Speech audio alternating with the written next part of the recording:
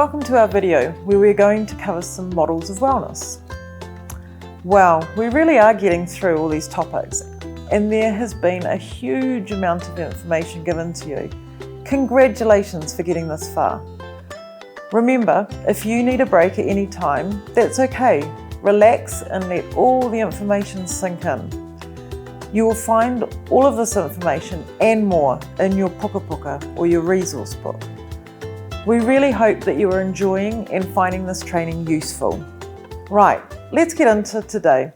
We're focusing on models of wellness and how you can use this as a peer supporter. For us to be good peer supporters, it is important that we are in a good space ourselves. We need to have the energy for other people. When we are in an unhealthy or stressful time of our lives, we are not able to give support to others. We need to be well in ourselves and have plenty of energy to be a good peer supporter. So if you were a cell phone, strange thought I know, but let's say you are, what level would your battery be on right at this moment in time? Are you up in the 80 to 90% range, or do you need to plug your charger in? We're talking about wellness and, importantly, self-care. We'll talk now about some models of wellness. A Māori health and wellness model developed by leading Māori health advocate Sir Mason Durie is called Te Whare Tapa Whā. This model provides a holistic framework for understanding different aspects of well-being. We want you to be thinking about your own wellness while we further explain this model. Again, there is information in your puka puka. The model is described by using a wharenui, a meeting house, to symbolize all parts of a person. The wharenui has 4 walls of equal size and a strong foundation. The walls represent taha tinana, physical well-being, taha wairua, spiritual well-being, taha whānau, family, society, and community well-being, and taha hinengaro, mental and emotional well-being. The foundation that supports the wharenui is whenua, land and roots. When all these things are in balance, we thrive. When one or more of these things is out of balance, our well-being is impacted. Should one of the 4 walls be missing or in some way not strong, a person may become unbalanced or unwell. In a traditional Māori approach, the inclusion of wairua, spiritual, and the role of whānau, family, and the balance of hinengaro, mind, are just as important of the physical manifestation in health and issues. Now we'll touch on each of the key elements in a little more detail. So the first wall of the whare is taha tinana, which refers to our physical well-being. This is the capacity for physical growth and development. Good physical well-being is required for optimal development. Our physical being supports our essence and shelters us from the external environment. For Māori, the physical dimension is just one aspect of health and well-being and cannot be separated from the aspects of mind, spirit, and family. Have a think about the things that you do to keep your tinana wall well. And let's get on to our second wall, taha wairua, or spiritual well-being. This is the capacity for faith and wider communication.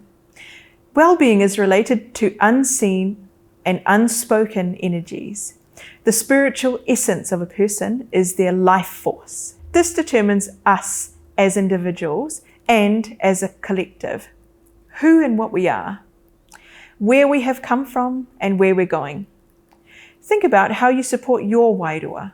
And the next wall, or the third wall of our whare, is taha whānau, or family health, the capacity to belong, to care, and to share where individuals are part of wider social systems. Whānau provide us with the strength to be who we are. This is the link to our ancestors, our ties with the past, the present, and the future. The last wall, our fourth wall, is taha hinengaro, or our mental well-being. The capacity to communicate, to think, and to feel, mind and body are inseparable. Thoughts, feelings, and emotions are integral components of the body and soul. Again, think about how we can support our own hinengaro. And lastly, the foundation of our whare is whenua. Whenua is the place our parents, our grandparents, our tipuna walked. It's a physical connection to our whakapapa. We are nourished emotionally by the aroha of the whānau that connect there. And we're nourished spiritually by the mauri, the life force. It is our connection to the land, a source of life, nourishment and well-being for all. You can think about whenua as your place of belonging and the place where you stand. Spaces you are most comfortable, safe, and able to be yourself. And that ends our brief but hopefully useful explanation of the Te Whare Tapa Whā model. But before we finish up on the topic of wellness and keeping ourselves balanced and in harmony, we just want to quickly introduce a model of wellness from our Pasifika people. This model is described using a Samoan whale, or house, with roof and foundations.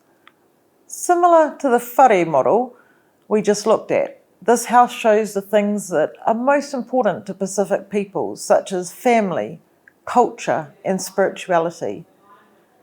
In the Puka Puka, we have included a lot more information about the Whanawhale model. There are details of who developed the model and how it incorporates values and beliefs from 6 Pacific Island peoples. Self-care is a term used to ensure we look after our own wellness to be able to support others. The wellness models help us to consider where we might need to focus our energies to improve our wellness. Self-care can mean putting our needs first and doing things for ourselves to improve our wellness before we can help others in our community. So as we are coming to the end of this topic, we'd like you to think about your own wellness and using either Te Whare Tapa Whā or Whono Whale, which is the Pasifika model, to check your balance. Are all the walls of your whare strong and well maintained? Or do you need a little self-care maintenance? If you do need some maintenance, and given our current COVID environment, who doesn't, here is something you can do at home for yourself. Think of a plan for yourself about how you can strengthen and bring a balance to your whare or whale. Think of each pillar or wall and what you could do to make it stronger. Think of the foundation and jot down some ideas about how you would put them into practice, if and when you need to.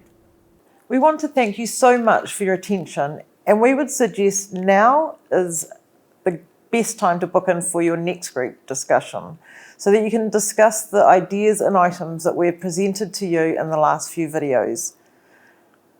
After you've done the 4th group session, we will be here ready and waiting to present the 5th and final main topic, which is guidance for peer supporters. So just before you go, we'd like to remind you of the My Life, My Voice whakatauki.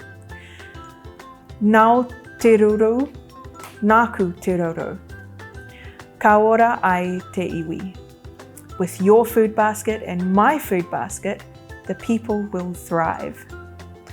And a quick reminder that the knowledge and experience that you take into the group discussions and that others bring is what will keep our disability community strong and allow us to thrive. Thank you again, and that's a wrap. Bye.